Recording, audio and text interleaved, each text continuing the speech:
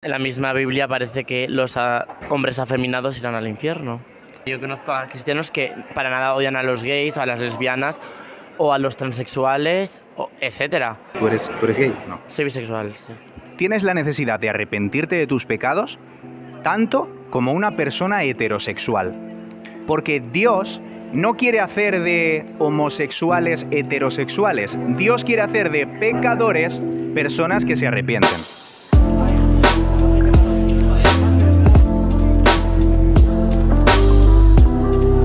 Hoy he venido a la UPV de Leioa para conocer si es razonable creer en Dios para un universitario del siglo XXI. Acompáñame. Estoy con... Eneco, estudio Relaciones Laborales y Recursos Humanos. Estoy con... Xavi, periodismo. Asier y estudio Educación Infantil en Trilingüe. Ibai y estudio lo mismo que Asier, Educación Infantil en Trilingüe. Nerea, estudiante de Relaciones Laborales y Recursos Humanos. Laia, estudiante de Física. ¿Crees en Dios? Soy deísta. ¿Crees en Dios? Sí. ¿Creéis en Dios? No. No. ¿Crees en Dios? No. Soy agnóstica. No me parece lógico que un Dios que sea benevolente permita, pues dentro de su universo, que haya maldad o que haya injusticias y demás. Yo no creo en Dios porque no estoy capacitado para creer en un ente más poderoso que el propio ser humano, la propia vida, básicamente. Yo normalmente suelo creer lo que veo y yo de momento Dios como tal no lo he visto, entonces por ello no creo en él. Según el principio de no contradicción, algo no puede ser y no ser al mismo tiempo. Entonces solo tenemos dos opciones: Dios existe o Dios no existe. Si Dios no existe, esta entrevista es una pérdida de tiempo, puedes irte. Pero si Dios existe, esta conversación podría cambiar tu vida. La Biblia es el libro que parece una colección de mitos. Está en lo cierto cuando Génesis 1 nos habla del principio. Algo que fue aprobado por la comunidad científica cuando Josh Lemaitre propuso la teoría del átomo primigenio, mejor conocida como el Big Bang, en 1931. Según el principio de razón suficiente, todo lo que comienza a existir tiene una razón de su existencia. Si rebobinamos hacia atrás, encontraremos que todo lo que existe es causa de algo más. Entonces es necesario un ser cuya razón de su existencia sea completamente autónoma. Porque si todo es dependiente de algo, es necesario un algo independiente a todo lo demás. Si el universo contiene toda la realidad material, la causa del universo debe ser inmaterial. Porque si antes de la materia no había nada, no existía materia que pudiera crear el universo. Y todas las flechas apuntan a una posible entidad inmaterial al que popularmente se le conoce como Dios. Una pregunta: ¿qué parte del argumento desafía tu ateísmo? Que no hay nada que lo demuestre como tal. O sea, sí que se ha creado el Big Bang, se ha creado vida, lo que es todo ello, pero más de allá no veo como que se haya necesitado como un ser fuera de lo material que haya ayudado a crear como tal todo. En algún momento ha habido una creación, como tú dices. Okay. Eso puede contradecir mi posición. Pongamos orden. ¿Hubo un principio, sí o no? Sí, Vale. Claramente, sí. ¿El hecho de que lo hubiera no hace más posible la necesidad de una causa principal? Pero la causa principal es científica. Es un... Explícame eso de que la causa principal es científica. O sea, que haya un principio de todo, un primer tal, yo creo que es algo científico que se ha creado de un Big Bang, de un tal... O sea, yo no creo que en ese acompañamiento del principio haya estado un ser que... Pues vale. Eso, que no... Hagámoslo... No me explico tampoco. Sí, te explicas bien. Hagámoslo más simple. ¿Podrías mencionar una sola cosa que no sea causa de algo más? Una sola causa que no sea causa. Una sola cosa que te rodee que no sea causa de algo más. Algo que esté ahí porque sí, algo que venga de la nada.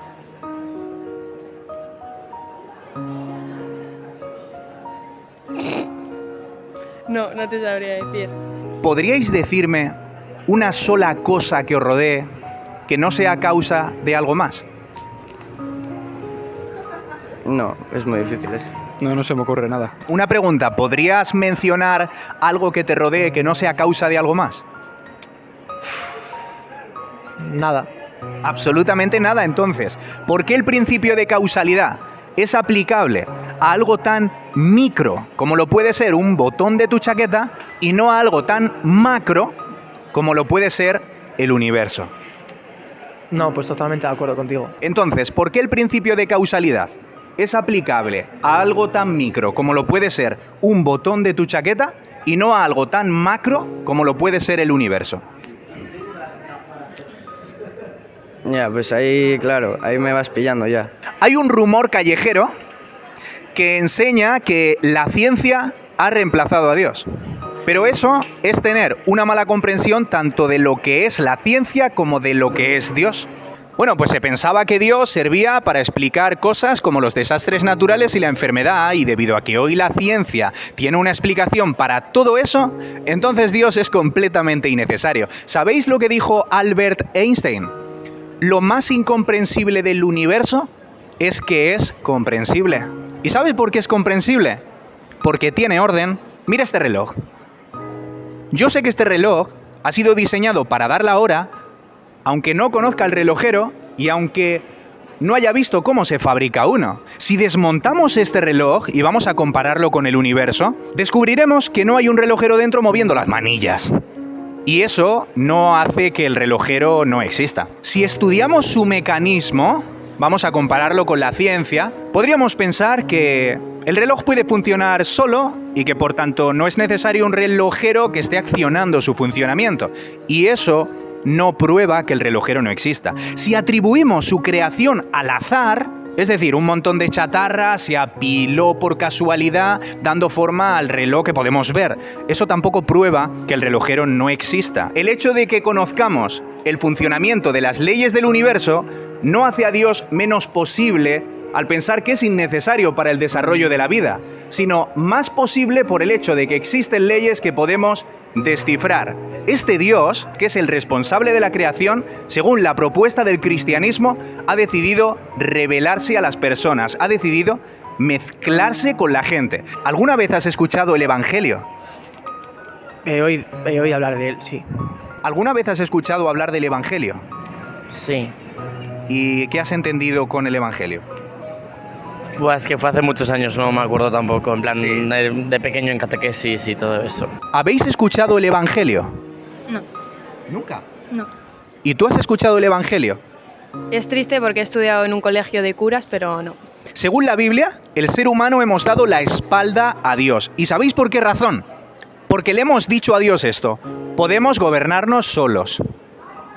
Porque el ser humano quiere ser Dios. Y si Dios es Dios, yo no soy Dios. La figura de Dios representa una amenaza para mi autosuficiencia. Como dijo el filósofo Nietzsche, si existen los dioses, ¿cómo podría soportar no ser uno de ellos? Y al perder a Dios como el espejo, entonces nosotros tratamos de encontrar nuestra brújula a través de influencers, líderes mundiales, políticos. Pero Dios decidió dejarnos a nuestra suerte para que con el tiempo pudiera descubrirse que sus reglas son mejores que las nuestras. Y Dios no acaba con el mal porque nos estaría ayudando a nuestra rebelión.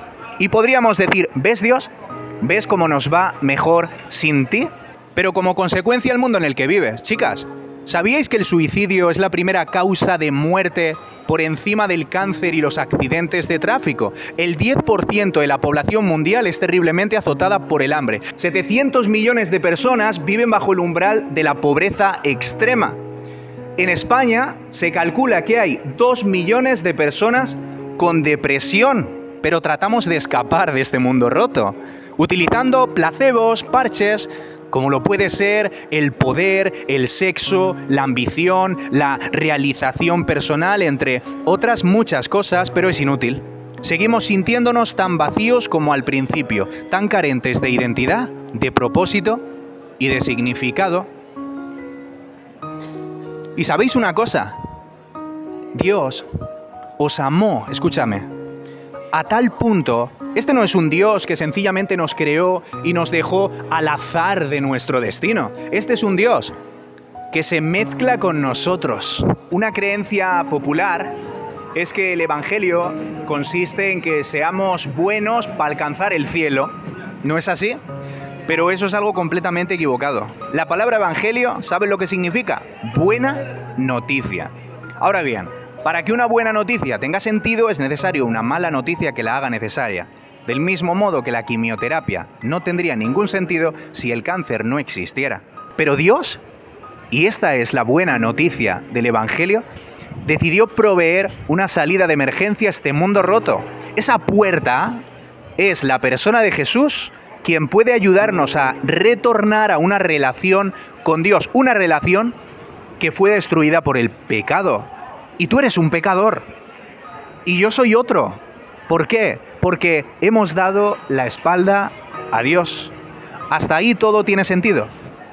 Sí, estoy de acuerdo. Yo creo que todo el mundo, como dices tú, que todos somos pecadores, todos hemos cometido actos que se consideran pecado, vaya, en un sentido cristiano, y que nadie se libra. No creo en el pecado.